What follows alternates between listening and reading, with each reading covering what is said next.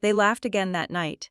My sister Leela, smiling like the world was hers to command. My parents nodding along, proud of her as always. And me, I sat there quietly, clutching my fork, pretending the words didn't sting. I'm so proud of her. My mother said, her eyes sparkling. She just keeps achieving so much. I nodded politely. Yes, she does, I murmured. My voice was calm, almost too calm. Inside, a storm was quietly building. The kind that doesn't announce itself with anger or tears, but with sharp focus. Everyone thought I was invisible. That I didn't notice the little moments. The birthdays forgotten. The achievements passed over. The empty praise I never received. They thought my silence was weakness. They didn't realize it was observation, calculation, patience. I had watched Leela shine my entire life. And yes, it hurt. It hurt more than anyone could imagine. Every applause she received felt like a mirror, reflecting my own absence, my own erasure. But the key was, I never let it show. Not in public. Not in the family room. I smiled, I clapped, I nodded. And I waited. Because people underestimate quiet people. People who stay in the background. People who never demand attention. And tonight, as I watched her bask in the glow of compliments, I realized something. The world had been giving her everything. The praise, the opportunities, the love, while I was ignored. But that didn't mean I wasn't capable. That didn't mean I couldn't create my own spotlight. The fire inside me wasn't anger. It was clarity. A slow, steady, consuming clarity that whispered, you have time. You have patience. You will be noticed. On your own terms. And they would notice. Oh, they would notice. But not yet. Because the most satisfying victories aren't rushed. They are planned, quietly, methodically, with every small move calculated so that when the moment comes, it leaves no room for denial, only awe. And when they finally see me, it won't just be recognition, it will be reckoning. I wasn't always the quiet, unnoticed one. Growing up, it wasn't that I lacked talent or ambition. It was that Leela was louder, brighter, and everyone loved her more. Teachers, relatives, even strangers on the street. Every achievement she had was celebrated. Every smile she gave was praised. And me, I got polite nods, a quiet, good job, and then life moved on. It was like I existed in the spaces between her spotlights. At school, I was the girl who got perfect grades, but never received the medals. I volunteered for projects. Aced tests, helped friends. But it was always her name on the cover of the newsletter, her photograph in the yearbook, her face on the bulletin boards. I learned early that showing effort didn't guarantee recognition. At home, it was worse. My parents' attention followed her constantly. Birthdays, recitals, awards ceremonies. Her presence filled the room, leaving me almost invisible. I remember one night sitting at the kitchen table, watching them gush over her school play, while no one asked me how my day was. I didn't cry. I just observed, internalized, and reminded myself someday someone would notice me. I found ways to shine quietly. I became organized, resourceful, clever. I took on challenges behind the scenes, tutored classmates without taking credit, solved problems that others ignored. And I became good at something most people underestimate: patience. Waiting, planning, learning how to move without the world noticing. Until the time was right. Then came college. Lila continued to shine in every spotlight she stepped into, but I learned to create my own path. I studied harder, networked quietly, and built opportunities without fanfare. I wasn't chasing attention. I was chasing control. Control over my future, my choices, my recognition. By the time I graduated, I had a sense of something Leela never had: the power of being underestimated. Because when no one expects anything from you, you can surprise them in ways they never imagined. And that surprise is unforgettable. The real struggle began after college. Everyone assumed I would continue living in Leela's shadow. Take a safe job, remain quiet, let her get all the praise. But I had other plans. I had ambition. I had skills. I had patience. And I was tired of being invisible. The first crack appeared at a family dinner. Leela was talking about her new promotion, the biggest one she'd ever received, and my parents hung on her every word. Isn't she incredible? My mother gushed. I nodded politely. Yes, she is. Don't you wish you had something like that? My father asked lightly. I swallowed. I'm working on it, I said calmly. But my words didn't carry weight. To them, it sounded like an excuse, a soft answer. My efforts weren't visible. My results weren't flashy. The work I'd done to build a career quietly, negotiating deals, solving problems no one saw, creating projects from scratch. None of it mattered in that moment. Leela noticed my silence. What's wrong?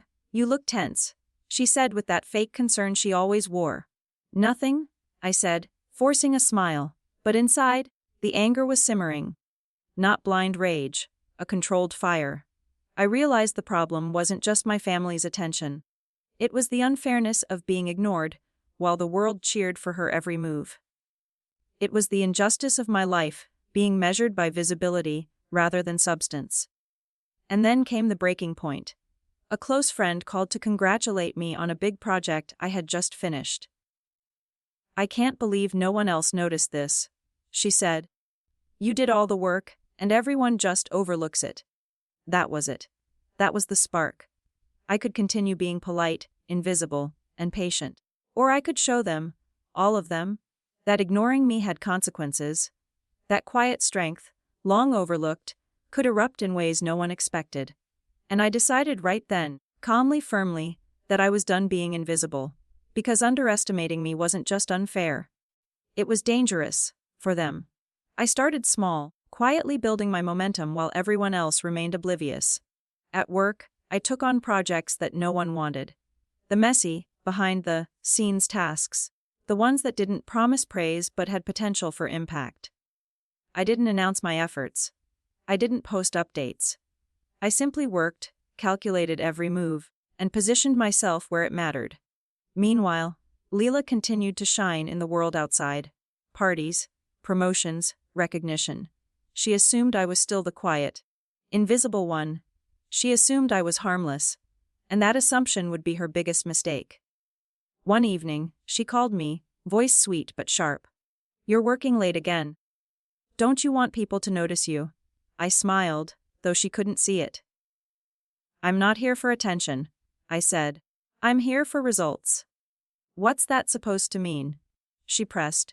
People notice what they see. Yes, they do, I agreed calmly. And sometimes, what they don't see is more powerful. That night, I started sending strategic proposals to executives, quietly demonstrating my influence and ability. By the next week, I had subtly taken control of projects that everyone assumed were Leela's domain of expertise. I watched emails, approvals, and decisions flow past her, without her realizing I was steering them all. Leela noticed the shift before anyone else did. One afternoon, she cornered me at a family brunch. You've been making moves, haven't you? She demanded, eyes sharp. I see it now. People are listening to you, including Mom and Dad. I sipped my coffee calmly. People notice results, I said softly. Not noise. Her lips tightened and I saw the flicker of panic. For the first time, her confidence wavered. She had assumed I would remain in the shadows forever, invisible, unthreatening. And now, slowly, invisibly, I was no longer invisible. That tension followed us into every interaction, family dinners, social gatherings, work events. Leela tried to reclaim attention, trying to shine brighter, speak louder, and remind everyone why she had always been the star. But I stayed calm, controlled, silent, patient. And every time she spoke, I let the quiet weight of my growing influence do the talking. By the time the next family gathering arrived, whispers had begun. Have you seen her presentation? She's handling that big project now. I didn't even know she could do that. And Leela realized, slowly, painfully, that her spotlight was no longer hers alone. The twist came quietly, like a shadow moving across the room. It was the annual family gala, the one Leela had always dominated. The room shimmered with chandeliers, laughter, and applause. Leela floated through it effortlessly, her smile radiant, her every word captivating. And me, I was in the corner, sipping water, watching and waiting, appearing calm, harmless, unassuming. But I wasn't invisible anymore. A few weeks prior, I had submitted a confidential proposal to our family business board. One that would shift several key decisions. I'd worked in silence, gathering data, building influence, and demonstrating capabilities that no one, not even Leela, suspected I had. Today, the board would vote on it. During the gala, whispers began. She's leading the new initiative. I heard she negotiated all of it herself. I smiled politely, letting the murmurs circulate. Finally, one of the board members approached me quietly. Everything is approved. The changes take effect next week. You're officially leading this. I felt the same calm certainty that had carried me for years. I nodded. Thank you. Later, Leela found me near the balcony, her face pale. What happened? She stammered. How did you? I looked at her steadily. You underestimated me, I said softly. That's all. Her eyes darted around, realizing the room had begun to recognize my influence. The murmurs, the nods, the congratulatory glances, all focused on me now. She had expected the same applause she always received, the same effortless admiration. But it had shifted, and I had orchestrated it quietly, invisibly, perfectly. I don't understand, she whispered. You never had to, I said. You've always been used to being the center of attention.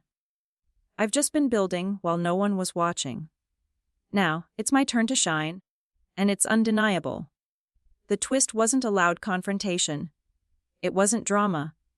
It was this: while she assumed her dominance was permanent, I had quietly taken control of what mattered: respect, influence, and recognition, without raising my voice. And in that moment, I realized something powerful. The biggest victories are the ones people never see coming. The following week, everything shifted. Board members began seeking me out for advice, colleagues emailed me directly, and even our family started asking for my input on decisions. Leela tried to assert herself, but the subtle power had already shifted. Her words, once commanding, now carried less weight. People listened, carefully, respectfully, to me first. At a dinner with my parents, she leaned forward, eyes sharp. How are you doing all this so fast? I smiled softly, folding my hands. I just focus on the work that matters. Results speak louder than words. Her jaw tightened. But you weren't even on anyone's radar? Exactly, I said calmly. Being underestimated gave me the space to act. For weeks, I watched the subtle unraveling of her confidence. The things she assumed she controlled, projects, attention, approval, were now in my hands. And I didn't gloat. I didn't make a scene. I simply continued performing, quietly, methodically, letting the results speak. Then came the family gathering where the moment was undeniable. Relatives approached me, asking for guidance, approval, and insight. Even Leela's closest friends looked to me first. She tried to interject, to reclaim the spotlight, but every attempt only highlighted the contrast between her forced confidence and my earned authority. Later, she cornered me privately. You planned this? She said quietly, almost a whisper. Everything you've done, it's deliberate. I shook my head slightly. I didn't plan for revenge. I planned for recognition, for respect. I wanted people to notice me, not just my sister's shadow. Her eyes welled up, and I realized that she had underestimated patience, intelligence, and quiet determination. She had assumed visibility equals power. But I had learned long ago that influence is earned, not given, and that subtlety can topple arrogance faster than confrontation ever could. By the end of the night, Leela left the gathering silent, her energy subdued. The satisfaction wasn't loud. It wasn't dramatic. It was calm, controlled, and complete. Knowing I had finally stepped out of her shadow, claimed my own space, and done so with grace. For the first time in my life, I felt fully recognized. And the best part, it wasn't just for me. It was for everyone who had overlooked the quiet ones, proving that silence isn't weakness, it's strategy. Weeks after the shift, I finally felt the quiet satisfaction of being seen. Not for loud gestures, not for empty applause, but for the work, the patience, and the integrity I had built over years. Leela approached me one evening, her expression softer than I had ever seen. I didn't realize, she said quietly. I thought being loud and visible meant I was stronger. I thought I was unstoppable. You were? I said gently. But strength isn't always loud. Sometimes it's quiet, patient, unseen, and it can be far more powerful than anyone imagines. She nodded slowly, eyes downcast. I've spent my whole life in a spotlight, and I never noticed what I was overlooking you. I reached out and touched her hand. It's okay. You're learning now. That's what matters. The truth hit me then: my journey wasn't about defeating her. It was about defining myself. About proving, to my family, to the world, and most importantly to myself, that recognition comes not from noise, but from persistence, intelligence, and integrity. From that moment on, I didn't chase validation. I didn't compete for applause. I simply continued building quietly, letting my work and presence speak. And slowly, steadily, people noticed. Not because I demanded it, but because it was undeniable. The biggest lesson I learned: the quiet ones aren't powerless. The overlooked, ignored, underestimated. We are watching. We are learning. And when the time comes, we rise. Not with anger, not with revenge, but with clarity, strategy, and the undeniable proof of our worth. I was ignored my whole life.